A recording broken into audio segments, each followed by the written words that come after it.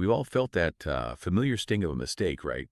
Maybe it's that really frustrating typo that sends your email off to the wrong person, or, I don't know, forgetting a crucial step in a recipe that just tanks dinner completely. Or maybe even worse, a big costly error that derails an entire project. Mistakes feel, well, they feel inherently human, don't they? Kind of an unavoidable part of life. But what if you could fundamentally change that? What if you could systematically design them out, actually make them impossible in the first place? Today, we're taking a deep dive into exactly that concept, the fascinating world of mistake proofing. Hence, it's also widely known by its Japanese term, Poka Yoke. Now, for those of you familiar with operational excellence, you'll definitely know the name. But our deep dive today is guided by Vishnu Rayapetty's document, OpEx Poka Yoke Mistake proofing.pdf.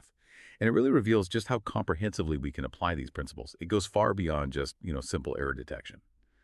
So our mission today is really to unpack the core principles and the practical techniques laid out in this guide. We want to give you a powerful shortcut to understanding how organizations, and maybe even you, as an individual, can achieve operational excellence by designing defects out. It's all about building quality in right from the start. Okay, let's unpack this. Right, before we jump into the how, let's just spend a moment on the why. Because honestly, when I first saw the statistics on the cost of defects, my jaw nearly hit the floor. Our source highlights that defects typically account for, get this, a staggering 20 to 40% of production costs. Yeah, it's huge. That's not just the faulty product itself. It's all the rework, the correction, the wasted time, the materials. It's this massive, often hidden drain on resources. And here's where this document delivers a really profound insight. It genuinely surprised me, actually. No matter how good you get at finding defects, no matter how rigorously you inspect, improving your defect inspection and feedback processes will not prevent defects from happening in the first place. Exactly. You're just getting better at finding the problem after it's already occurred. That feels so counterintuitive, doesn't it? Precisely. That's kind of the aha moment this whole approach is built on. You simply can't inspect quality into a product or service. You absolutely have to engineer it in. The core principle here, you see, is that to truly prevent defects, you've got to shift your focus entirely. You have to look at the process itself, identify the specific conditions that lead to a defect, and then crucially, control those conditions. It's a fundamental paradigm shift, moving from, let's say, reactive firefighting to proactive design. And it's just far more effective in the long run. And that profound shift leads us towards an aspirational goal, maybe, but one that this approach genuinely makes seem attainable. Zero defects. The vision is incredibly simple, yet really powerful. Don't make defects, don't accept defects, don't pass defects on. It's like an absolute commitment to getting it right. It sounds ambitious, doesn't it? And it raises that important question, okay, how is such an ideal actually achieved? The document outlines two key principles for what it calls defect-free zero quality control.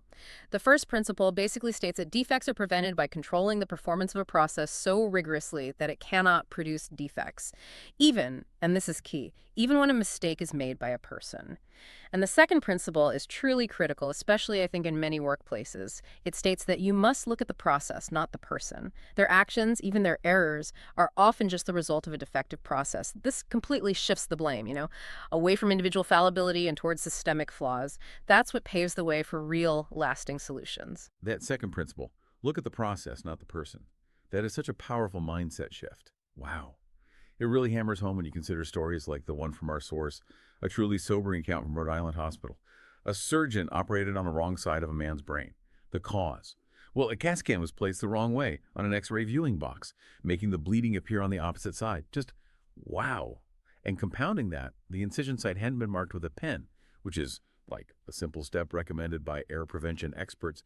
It's a genuinely chilling scenario, and it just forces you to think, okay, how could mistake proofing have changed this outcome? If we apply that principle, looking at the process, what might have been the crucial control points there? The things that, if properly addressed, could have maybe prevented that tragedy. That's an excellent way to frame it, yeah. When we really dissect that tragic case, you can see multiple points where mistake proofing or Poka Yoke could have intervened. For instance, the X-ray viewing box itself. It could have been designed with, say, a unique asymmetrical slot just for the CAT scan, making it physically impossible to insert it the wrong way around. Or maybe a simple visual Poka Yoke, like a clear, mandatory digital overlay on the viewing software itself, confirming Left T or right based on the image orientation, that seems doable. And the surgical site marking, that's a perfect example of what we'd call a facilitation poka yoke. Basically, a visual aid that makes the correct action really obvious and the incorrect action difficult or even impossible to miss. It effectively takes the burden of remembering off the individual and just bakes that safety check right into the system. Those insights are incredibly helpful. It really highlights that, okay, to design out mistakes, we first have to understand why they happen in the first place. The document does a great job here categorizing common human errors, and I have to confess, I'm probably guilty of some of these almost daily. There's the memory gap, where you know something but just don't remember it at the crucial moment, like when I leave the house without my keys, even though I literally just had them. Drives me crazy. We all do that. Then, inconsistency, where you kind of know, but there's variability in your method or standard. Application errors are when you know, but you apply the incorrect action or information. The learning gap is simpler. You just don't know something yet. Omission is where you know but miss a step or some crucial piece of info. And finally, decision errors, making the wrong call, given the situation or the information you have. Yeah, and if we connect this to the bigger picture, these, let's call them human factors, are often just symptoms of deeper issues. They lead to what the document calls nonconformance, right? Which simply means something isn't meeting its required standard or expectation. These issues often stem from variability in, well, 5 key areas: the process itself, the people involved, the machinery being used, the materials, or even the environment. Understanding these categories helps you pinpoint what we call critical control points, those specific steps in a process where a control can actually be applied. A control that can prevent, eliminate, or at least significantly reduce a defect to acceptable levels. It's basically where you have the power to intervene most effectively. Okay, so this shift from merely reacting to problems, firefighting, to actively preventing them feels like a real game changer. Our deep dive material outlines 3 approaches to product inspection, and it highlights a clear progression. First, there's judgment inspection. This just discovers defects after they've already happened. Not great. Then comes informative inspection, which is a bit better because it feeds information back to the process after defects occur, allowing for some adjustment. Still reactive, though. Right. But the gold standard, the ultimate goal here, is source inspection. This is the one that truly eliminates defects by catching and fixing their causes before they ever get a chance to manifest. That's the proactive approach. That's exactly right, and it all leads to the real heart of prevention, designing systems or processes that can only be done one way the right way, ensuring right first time, every time. Vishnu Rayapeti's paper categorizes these defect prevention methods into some really powerful categories. First, you have error-proof methods. These completely eliminate the potential for human error. Think of a microwave that simply will not operate if the door is open. That's error-proofing. Then there's error prevention. This actively stops errors from being made, often through what the document calls attention activators, things like a car's seatbelt indicator beeping or road signs or alarms. Resilience is another category. This is the ability to undo an error before any real harm occurs. The classic example is the undo button in software, right? Or rumble strips on the side of the road that jolt you back if you drift. And finally, redundancy. This involves duplication of effort or resources to reduce the chance of error. Though the document does caution that simply having multiple people check something isn't always foolproof. Sometimes that introduces its own set of issues. Redundancy could also mean things like building an extra design margin just in case. You mentioned attention activators. That's interesting. The document actually delves into the human factors that make these effective, right? Things like sound, motion, color, shape, text. Yes, exactly. It notes that sound often triggers the fastest response, but it also gives some crucial caveats, like how color can be less effective in dim light, or obviously for individuals with color blindness. So it's not just about slapping a sensor on something, it's about understanding human perception, how people actually react. Okay, and this brings us to the really exciting part, I think. The 6 core mistake-proofing techniques. The Poka Yoke in action, that this document breaks down so clearly. These feel like the real hands-on tools for making mistakes actually impossible, or at least much harder. Absolutely. They offer a very practical toolkit. Yeah. And it's useful to see how some of these can work together.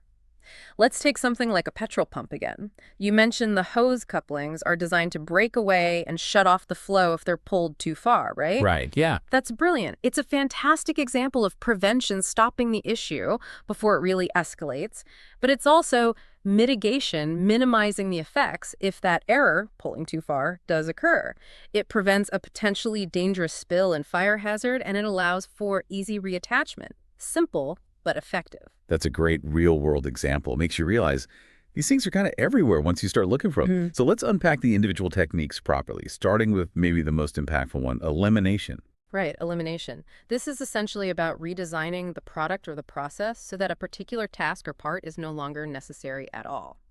Think about product simplification, maybe consolidating multiple parts into a single molded piece. If a part or a step literally doesn't exist anymore, well, you've completely avoided any potential for its associated defect or error. It really is the ultimate form of prevention if you can achieve it. Okay, so just getting rid of the potential problem Yeah. entirely makes sense. What about when you can't eliminate a step, but you can maybe make it more reliable? That sounds like replacement. Exactly. Replacement involves substituting a more reliable process for a less reliable one, and this often involves automation to improve consistency and reduce that human variability factor. So this could be using robotics instead of manual assembly for certain tasks, preventing errors that way, or maybe automatic dispensers that ensure the precise amount of material, like an adhesive, is always applied perfectly, eliminating potential human measurement error. And then there's prevention, which you hinted at with the petrol pump example. This sounds like the ultimate goal in many cases, engineering the process, so it's literally impossible to make a certain mistake. It often is the ideal, yes. This involves designing physical constraints or system logic that actually forces the correct action. It removes choice, in a way. Think of limit switches on machinery that ensure a part is correctly placed before the machine will even operate, or unique electrical connectors that only fit together one way, preventing miswiring. Even simple design features, like asymmetrical parts that only allow assembly in the correct orientation, fall into this category. The system basically just won't let you do it wrong. That's really elegant when it works.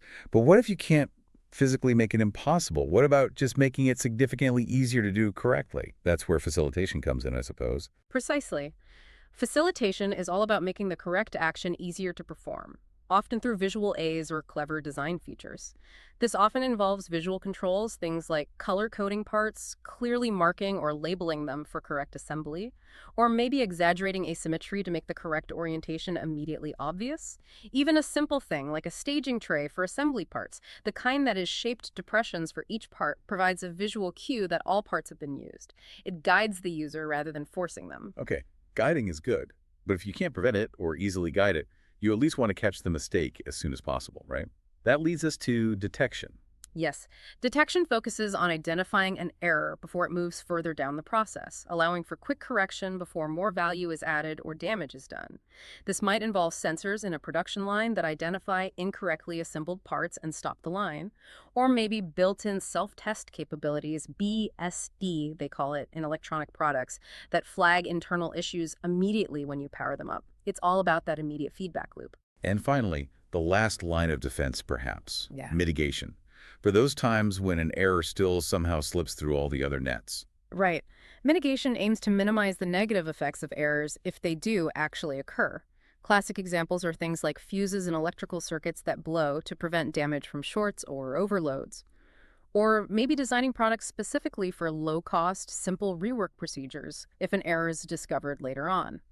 Another excellent example from the source is building in extra design margin in products. This helps compensate for the effects of minor errors or variations, preventing them from becoming catastrophic failures down the line. That's a really comprehensive framework. Elimination, replacement, prevention, facilitation, detection, mitigation. It really makes you realize how many everyday items are already mistake-proofed in some way, often without us even consciously thinking about it.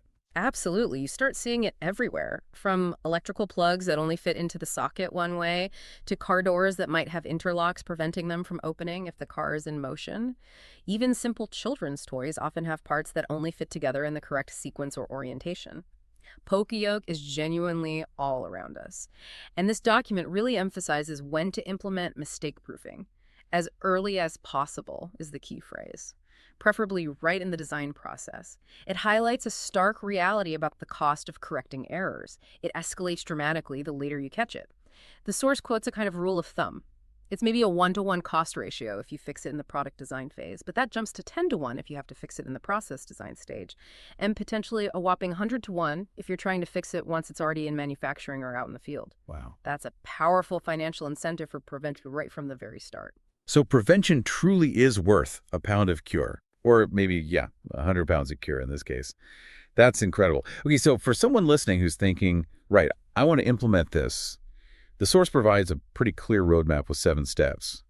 What are they, and what are the key takeaways for actually doing this? Yeah, the step-by-step process is really crucial for effective implementation. Let's run through them quickly.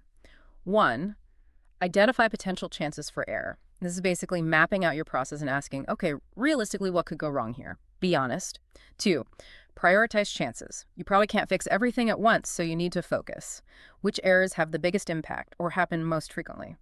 3, identify root causes. This is critical. Don't just treat the symptoms. You've got to dig deep to understand why the error is happening in the first place. The 5 whys technique is often useful here. 4, create and analyze error-proofing options. Now you brainstorm potential solutions using those Poka Yoke techniques we just discussed, elimination, prevention, etc. 5, design chosen error-proofing option. Develop the specific solution you've chosen in detail.